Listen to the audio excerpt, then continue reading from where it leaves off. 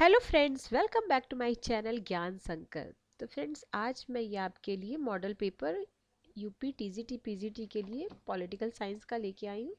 इससे पहले भी मैंने मॉडल पेपर डाल रखा है। अगर आप वो नहीं देखे अभी तक, प्लीज़ उसे देख लीजिएगा। काफ़ी हेल्पफुल है क्योंकि इसमें सारे सभी यूनिट से मैंने क्वेश्चन लिया है। तो स्टार्ट करें आज का क्लास। अगर अभी तक नहीं चैनल से जुड़े तो प्लीज़ चैनल को सब्सक्राइब कर लें, और जब सब्सक्राइब करिएगा तो बेल आइकन को प्रेस कीजिएगा, ताकि जब भी मैं आगे वीडियो डालूंगी तो आपको नोटिफिकेशन मिल जाएगा। तो स्टार्ट करते हैं आज का क्लास। आज की क्लास में हम टोटल 100 क्वेश्चन करने वाले हैं। तो देखिए, पहला है आज के क्लास का फर्स्ट क्वेश्चन है, प्रभुसत्ता के विचार को राजनीतिक सिद्धांत में से निकाल देना चाहिए। यह कथन किसका है? तो यह कथन आपका लास्की का है। Option number C is the right answer. अगला है सॉरी, यह राय किसकी थी कि संप्रभुता पर कोई रुकावट नहीं है? तो ये था ऑस्टिन का। ठीक है, ऑप्शन सी। अगला है क्वेश्चन नंबर थर्ड, बोंदा के अनुसार प्रभुसत्ता छीन छीन नहीं सकता। तो स्वतंत्रता, समानता, क्रांति का अधिकार और संपत्ति। तो ये हो जाएगा संपत्ति, ऑप्शन डी। लोकप्रिय संप्रभुता की अवधारणा किससे निर्मित है? तो लोकप्रिय संप्रभुता की बात कौन बोलते हैं? रूसो बोलते हैं, option A. Question number 5, lectures on jurisprudence का लेखक कौन है? तो ऑस्टिन है, option number B is the right answer. Question number 6, निम्नलिखित में से बहुलवादी विचारक कौन नहीं है? ठीक है, यानी एक देखिए ऑप्शन, देखिए लास्की है, डिग्वी है, बारकर है, ग्रोसियस है। तो इसमें से कौन से आपके बहुलवादी नहीं है? तो वे ग्रोसियस नहीं है, और बाकी ये तीनों क्या हो जाएंगे? बहुलवादी हो जाएंगे। डायसी के अनुसार राजनीतिक प्रभुसत्ता निहित होती है।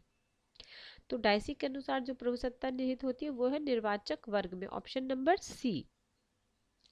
अगला है क्वेश्चन नंबर 8, बहुलवाद एक प्रतिक्रिया है। तो बहुलवाद जो प्रतिक्रिया है, किसके प्रति प्रतिक्रिया है? हीगल के विचारों के विरुद्ध, ऑप्शन नंबर ए। समुदाय के वास्तविक व्यक्तित्व के सिद्धांत का समर्थन कौन करते हैं? समुदाय के वास्तविक व्यक्तित्व के सिद्धांत का जो समर्थन करते हैं वे हैं आपके J N. Figgis, option number A. The new state नामक पुस्तक किसका है? तो द न्यू स्टेट पुस्तक है मिस फॉलेट का, option number C. Question number 11 पे चलते हैं। 11 है, यह कथन किसका था कि प्राकृतिक अवस्था में मनुष्य एक स्मरणीय आनंद एवं आदिम सादगी का जीवन व्यतीत करता था? तो ये था रूसो। ठीक है, अगला, टू ट्रेटिस ऑफ गवर्नमेंट के लेखक कौन है? तो इसके लेखक हैं लॉक, ऑप्शन बी। यह किसने कहा था कि सरकार जनता के लिए केवल एक साधक अथवा एक जीवित औजार है? क्या है? सरकार जो है जनता के लिए एक जीवित औजार है। तो ऐसा बोलते हैं, ऑप्शन नंबर बी रूसो।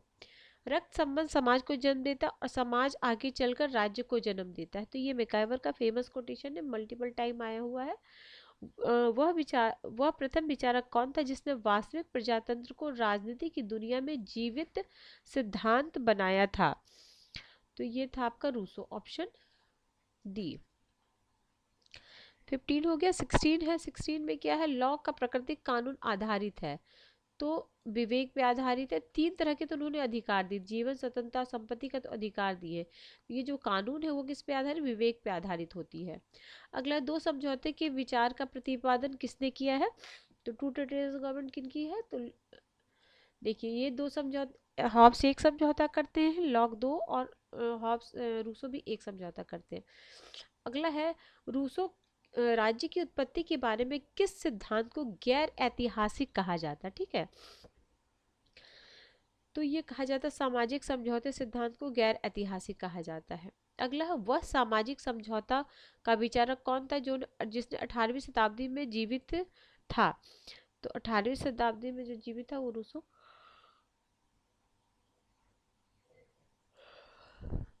अगला, कौन सी विचारधारा कहती है राज्य एक आवश्यक बुराई है? तो व्यक्तिवादी, ऑप्शन नंबर ए। एक राज्य जो अपने नागरिक के लिए विस्तृत सामाजिक सेवाएं प्रदान करता है उसे कहेंगे तो वो कल्याणकारी राज्य कहेंगे। व्यक्तिवाद का विचार कब विकसित हुआ था?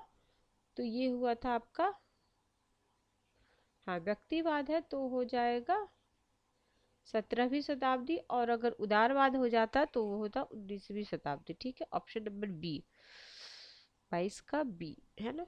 23, क्वेश्चन नंबर 23, यह मत किसका था कि स्वतंत्रता एवं समानता एक दूसरे के विपरीत है?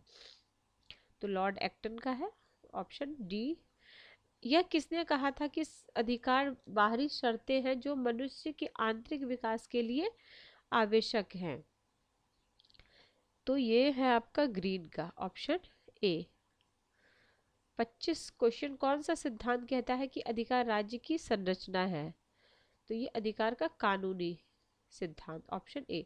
जिस कानून को हम अपने लिए बनाते हैं उसका पालन ही स्वतंत्रता है। ठीक है, जिस कानून को हम अपने लिए बनाते हैं उसका पालन ही स्वतंत्रता है, ये रूसो का है, ऑप्शन नंबर डी। अगला है 27, एक खोखली स्वतंत्रता का अमूर्त व्यक्तिक पैगंबर कौन माना जाता है? तो ये माने जाते हैं आपके मिल, जेएस मिल। प्राकृतिक अधिकार के सिद्धांत में सबसे महत्वपूर्ण योगदान किसका है? तो प्राकृतिक अधिकार के सिद्धांत से अधिकार में सबसे महत्वपूर्ण स्थान तो लॉक का हो जाएगा। उन्होंने बोला था 3 तरह के अधिकार प्राकृतिक अवस्था में ही है, जीवन, स्वतंत्रता और संपत्ति। वितरणशील न्याय की अवधारणा का निर्माण किसने किया? तो निर्माण की, देखिए अब निर्माण तो हो जाएंगे, क्या नाम है, वितरण अवधारणा का निर्माण किसने किया? अब इसमें अरस्तु तो दिया नहीं है, अगर अरस्तु होता तो अरस्तु होते, बट अरस्तु नहीं है तो ये हो जाएंगे, जॉन रॉल्स हो जाएंगे। देखिए आधुनिक समय में जॉन रॉल्स, इसमें आधुनिक वर्ड यूज करना चाहिए था बट नहीं किया, तो ऑप्शन ही नहीं है अरस्तु, तो जॉन रॉल्स को हम लगाएंगे। दबाव समूह की महत्वपूर्ण भूमिका होती है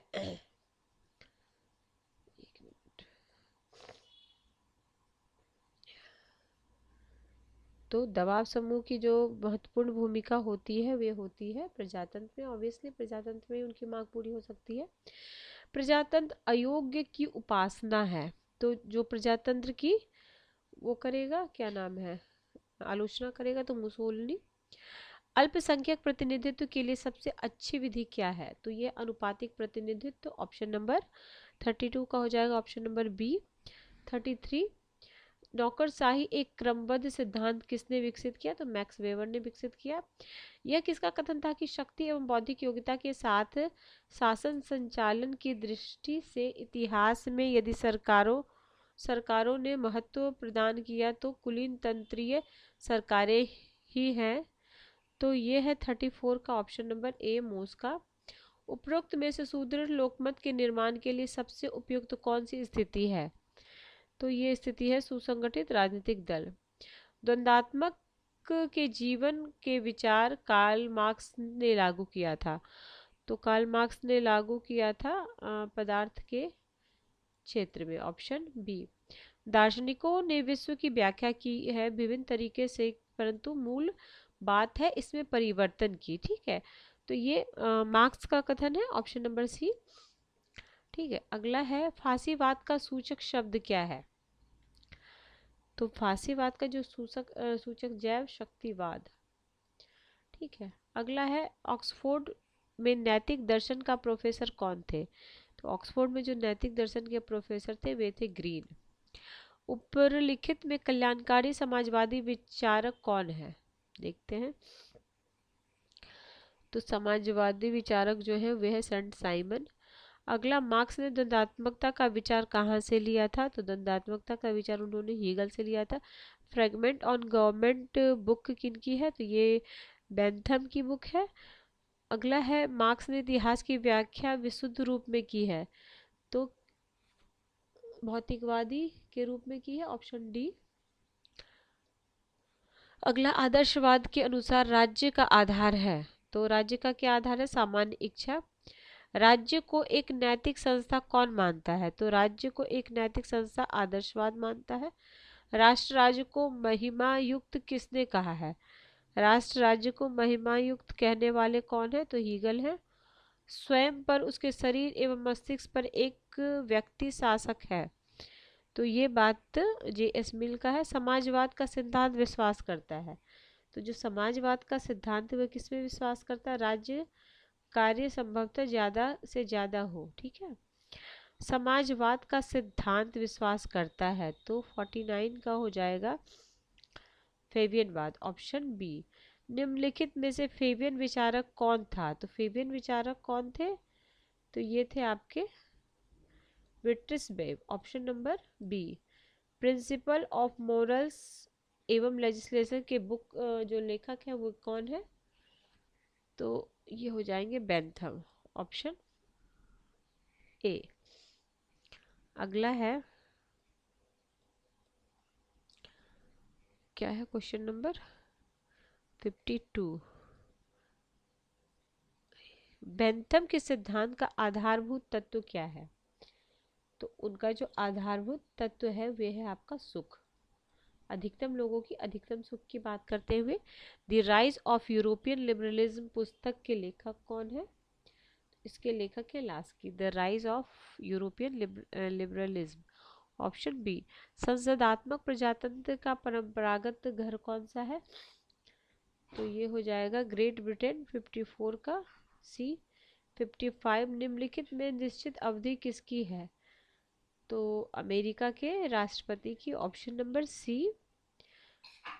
56 हो जाएगा कौन से संविधान में अवरोध एवं संतुलन की अवधारणा समाविष्ट है? तो ये है आपका संयुक्त राज्य अमेरिका, ऑप्शन ए।